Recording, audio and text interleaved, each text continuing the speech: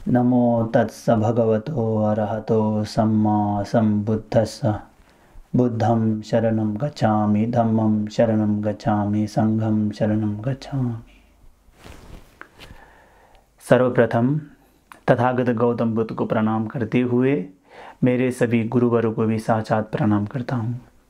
मैं बौद्ध आचार्य आचिंत्य जितुगेन इस चैनल पर आने वाले सभी दर्शकों और मेरे सभी धम्म मित्रों को स्वागत करना चाहूँगा। और मैंने जो इस चैनल को शुरू करने की जो सोच है, विचार है, जो उद्देश्य है, मकसद है कि जो हिंदी भाषा समझने वाले जो धम्म मित्र है, जो बौद्ध धम्म को जानना चाहते हैं, जो बौद्ध धम्म सीखना चाहते हैं, जो बौद्ध धम्म जानने की जो जिज्ञासा रखने वाले हैं, उन तक जो बौद्ध की जो शिक्षा है उन तक पहुंचने की मेरी यही प्रयास है, कोशिश है। इसीलिए मैंने इस चैनल को शुरू किया हूं और बुद्ध की जो संदेश है आप लोग पहुंच पाए, यही मेरा प्रार्थना है।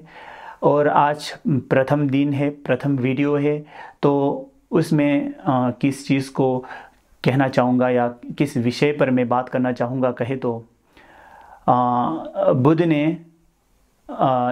इस संसार पर अनेक मनुष्य और अनेक व्यक्ति के सोच विचार के आधार पर उनको उसी प्रकार की धम्म देशना दिया है, धम्म की ज्ञान दिया है। इसीलिए बुद्ध की जो धम्म जो है वो 84,000 धर्म स्कंद को माना जाता है। लेकिन हम आज किस चीज़ पर जोर देंगे कहे तो कि बुद्ध की धम्म स्कंद 84,000 के जो निचोड़ कहे या उसके जो मूल वचन जो है, शिक्षा जो है, वो हम संक्षेप में जानने की कोशिश करेंगे। कि बुद्ध स्वयं ने कहा है कि सब पापस अकरणं कुशलस्स उपसंपदा सचित परियोध पदं एतं बुद्ध शासनम। यानी सभी पापों का ना करना, पुण्य का संचय करना, अपने मन को परिशुद्ध करना, यही बुद्ध की शिक्षा है। तो इन श्लोक में, इस 4 श्लोक में, एक श्लोक में जो 4 लाइन है उसमें हम तीसरी लाइन पर हम जोर देंगे कि अपने मन को परिशुद्ध करना।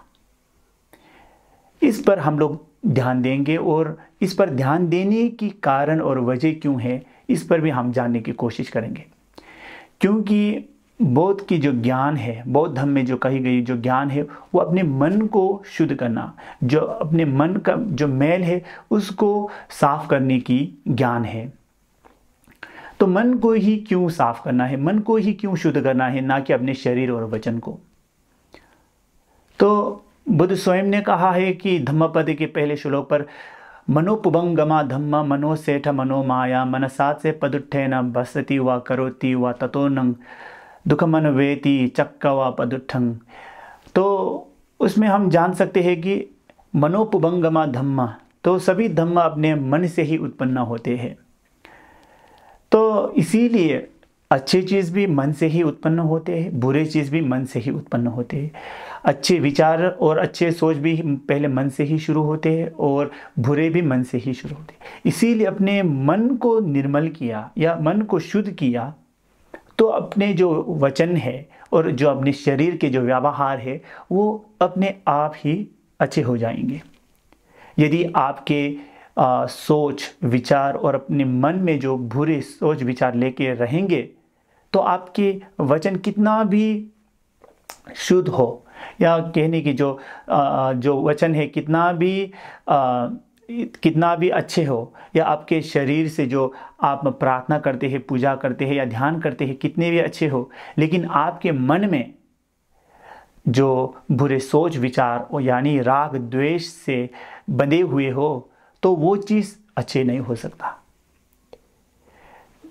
उदाहरण में कहे तो एक खाना है, तो खाना एकदम स्वादिष्ट है, बहुत ही स्वादिष्ट है, लेकिन उसके अंदर जहर होगा तो खाना कितना भी स्वादिष्ट हो तो जहर होने के कारण से वो खाना हमें सेवन करने की लायक नहीं होता।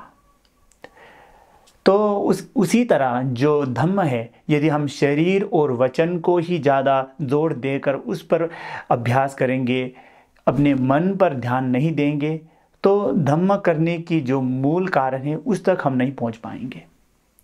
इसीलिए बुद्ध ने अपने मन को ही परिशुद्ध करना, यही बुद्ध की शिक्षा कहा गया है। तो अपने मन को, जो मैंने आपको पहले ही कहा कि धम्मपद के जो पहले और दूसरी श्लोक में अपने मन के बारे में ही कहा गया है।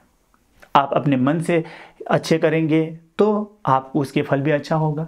यदि आपके मन से आप बुरे काम करेंगे तो उससे आपको बुरे होगा, उसके फल भी बुरा होगा। तो इसीलिए आज की जो विषय है कि बुद्ध की जो ज्ञान, जो संक्षेप में कहा गया, तो यही श्लोक सब पाप सकरण कुशलस्स उपसंपदा सचित परियोदपदम एतं बुद्ध शासनम, यानी अपने मन को परिशुद्ध करना ही बुद्ध की शिक्षा को कहा गया है। और आज के समय में जो थेरवादयान है और महायान है और वज्रयान और बुद्ध के कितना भी प्रकार के जो संबंध, जो ट्रेडिशनल हो देश विदेश पर, तो उन सभी की कारण और कोशिश भी यही है कि अपने मन को परिशुद्ध करने की उपाय यानी तरीका अलग है, लेकिन सबकी जो मेन उद्देश्य है कि अपने मन को परिशुद्ध करना।